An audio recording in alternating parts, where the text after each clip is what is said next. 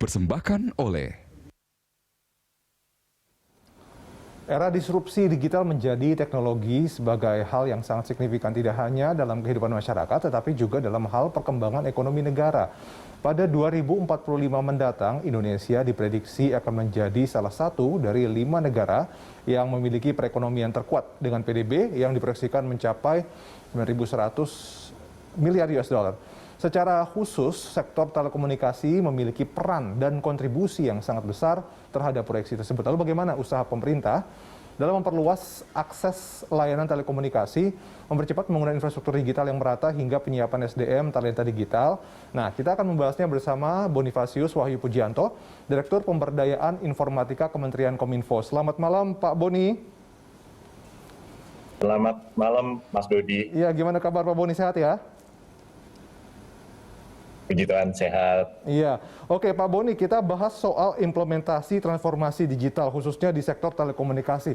Sebetulnya transformasi digital ini kan di semua sektor ya digalakkan begitu menjadi arahan khusus dari Presiden Joko Widodo untuk menjadikan ini sebagai agenda besar nasional. Nah, visi dari Kemenkominfo sendiri seperti apa nih untuk mewujudkannya? Ya, makasih.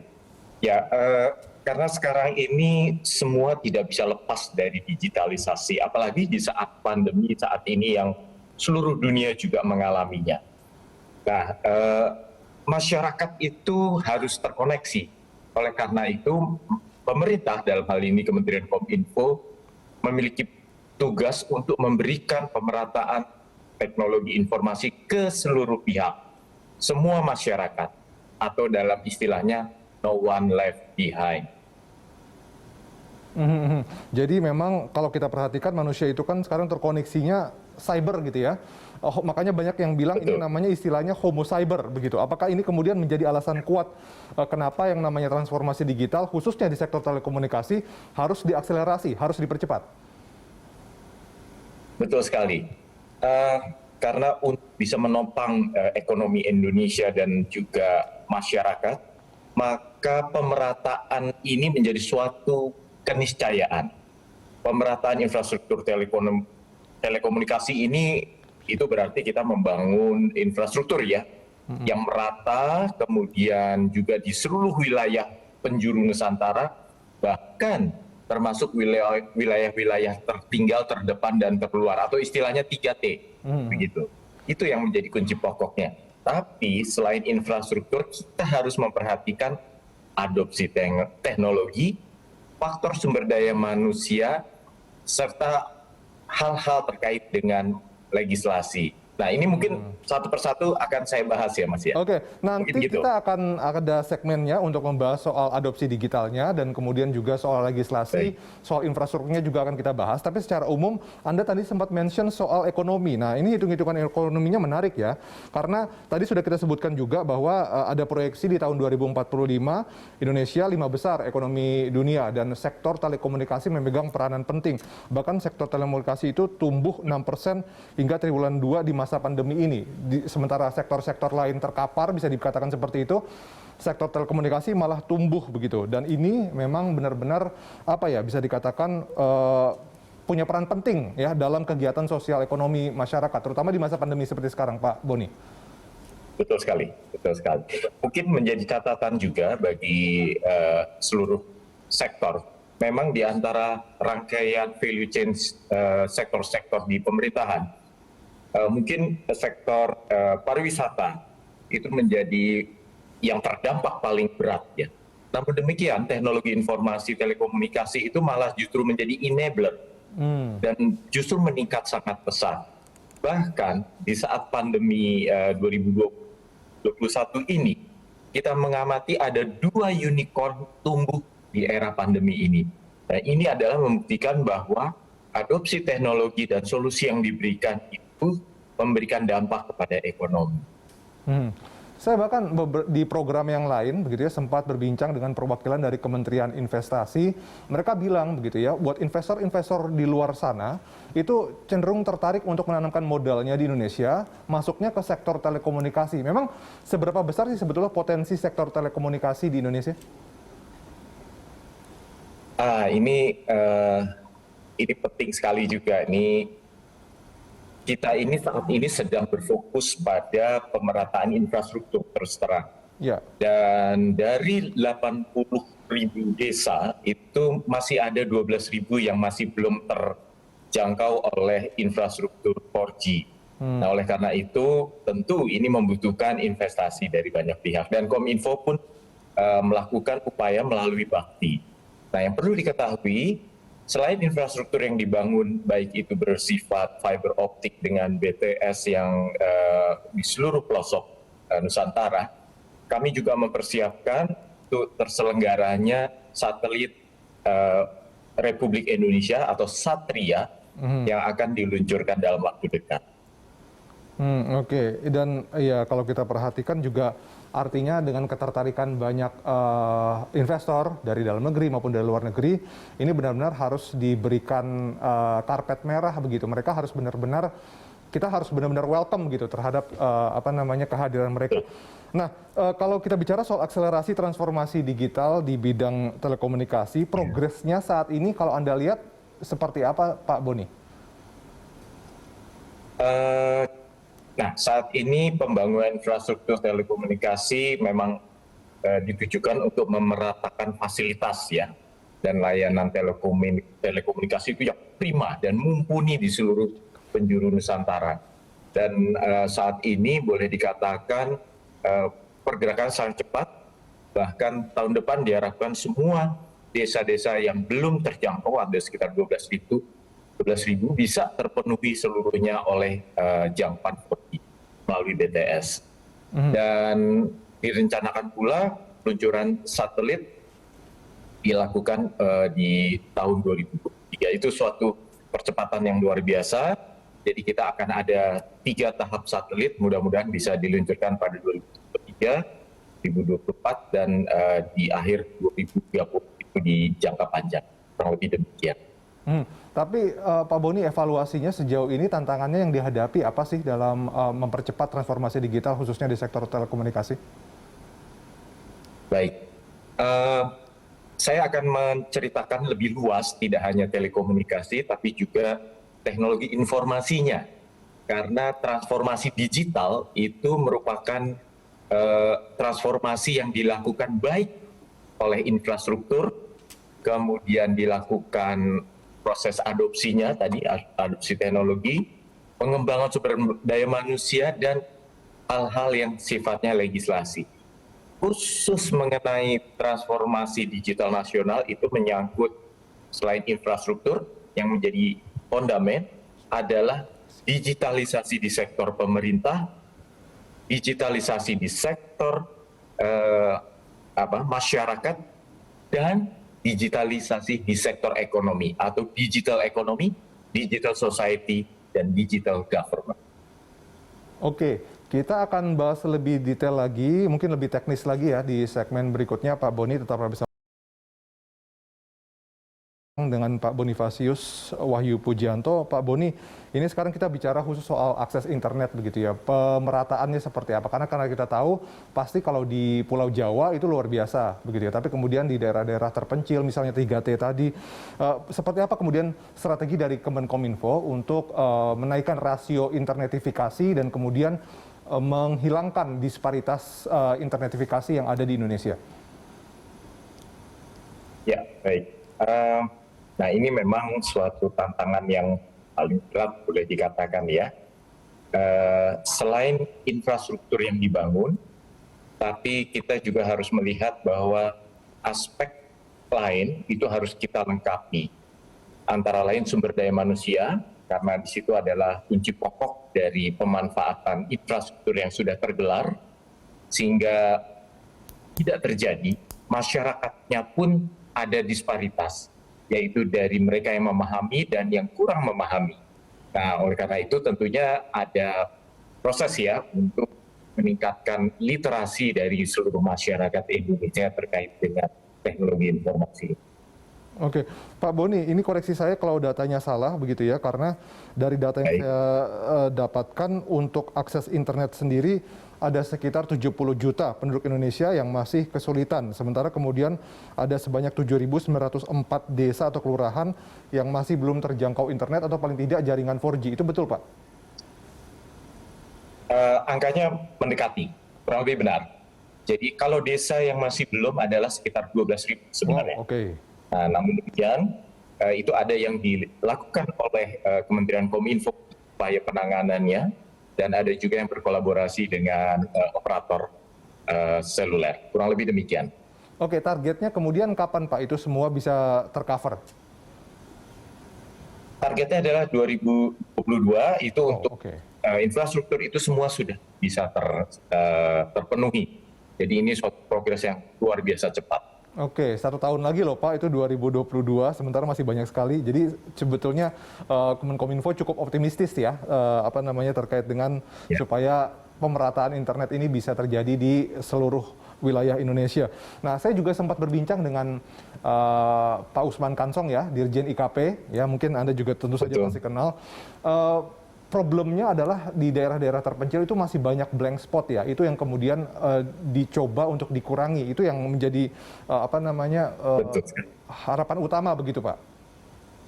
Ya, tepat sekali. Itu yang tadi yang menjadi target utama untuk menutup kekurangan-kekurangan ataupun daerah blank spot tersebut dengan tersedianya BTS yang dengan teknologinya sudah 4G. Dan ini yang harus dipercepat dengan segera.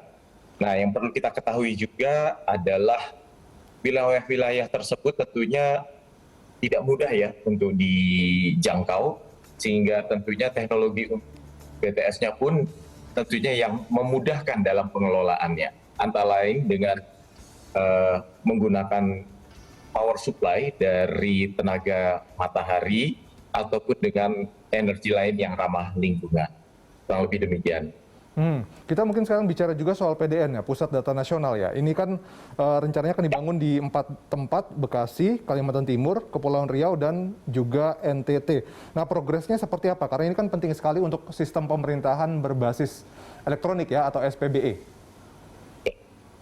Betul, jadi Pusat Data Nasional nanti akan berfungsi sebagai infrastruktur yang mendukung sebenarnya tidak hanya interoperabilitas, tapi sebenarnya adalah agar satu data Indonesia ini dapat terwujud yang diselenggarakan oleh kementerian dan lembaga.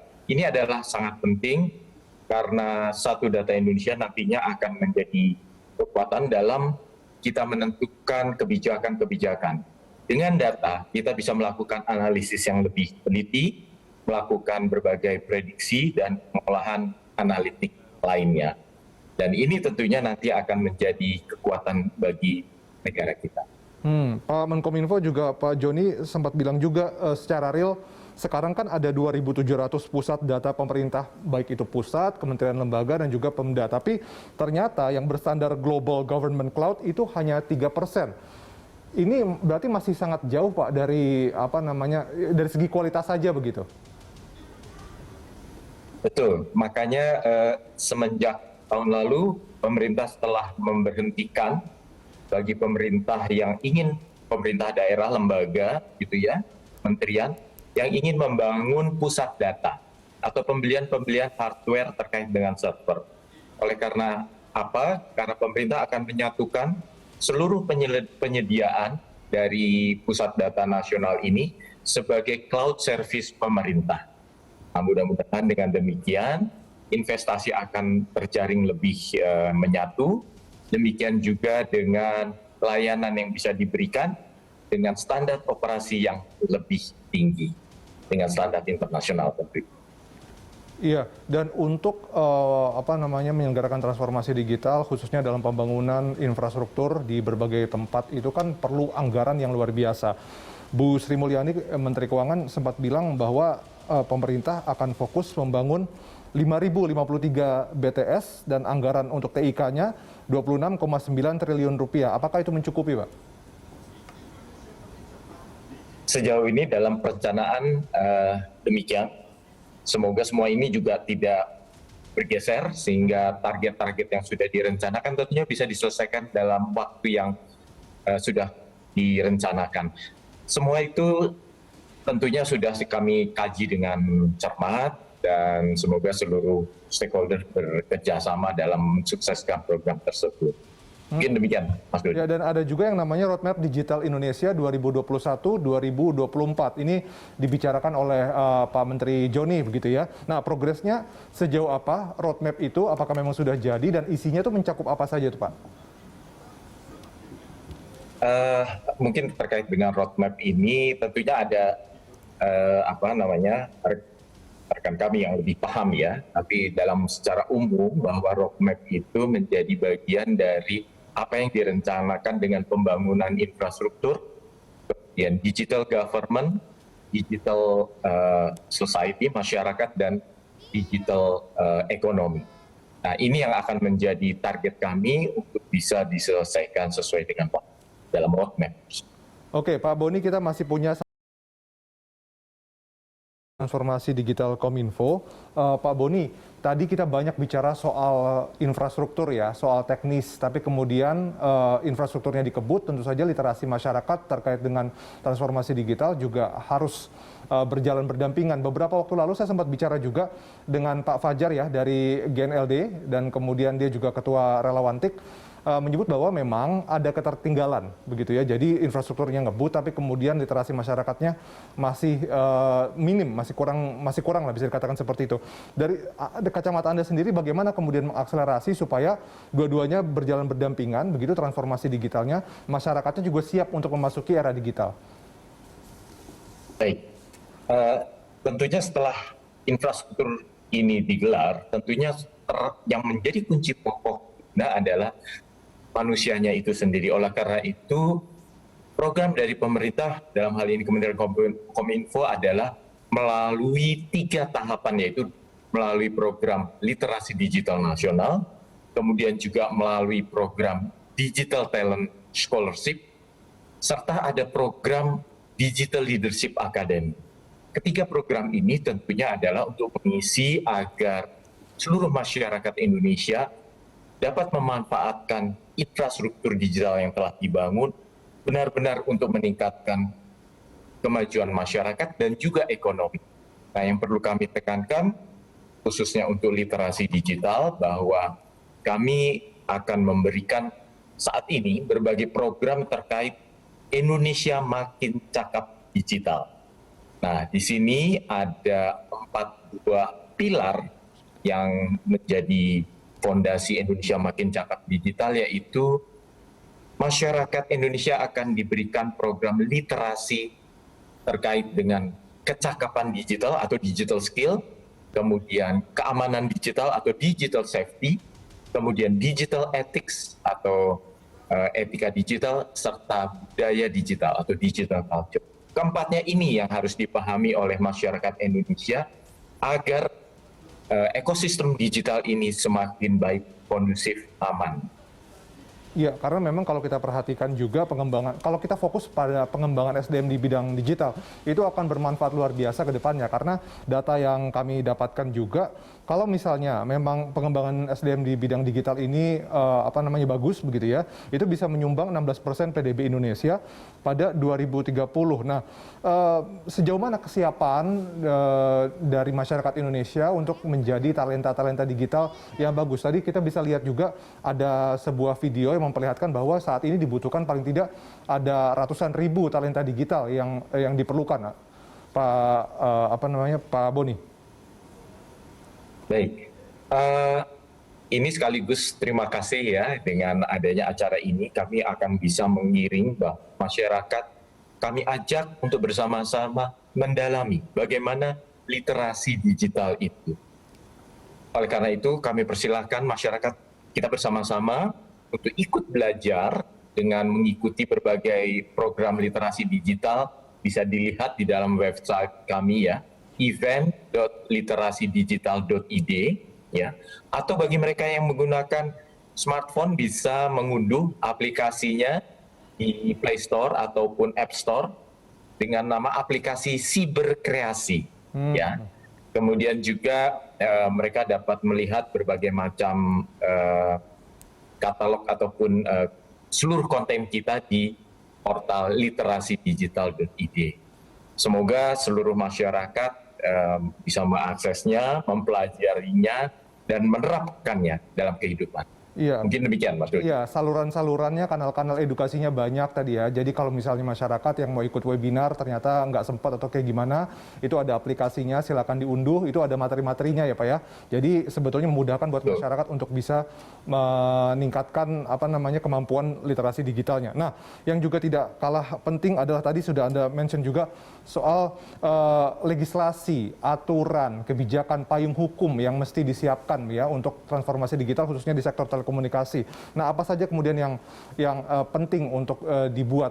Payung hukum seperti apa yang penting untuk dibuat?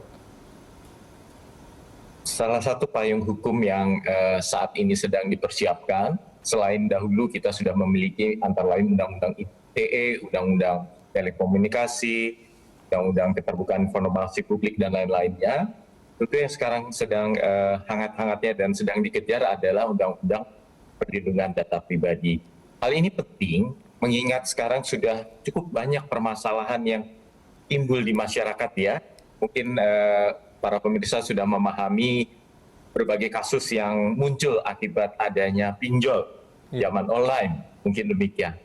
Nah, di dalam hal tersebut, selain faktor teknis yang harus dipahami oleh para pengguna, masyarakat juga harus paham terkait dengan resiko keamanan di dunia digital.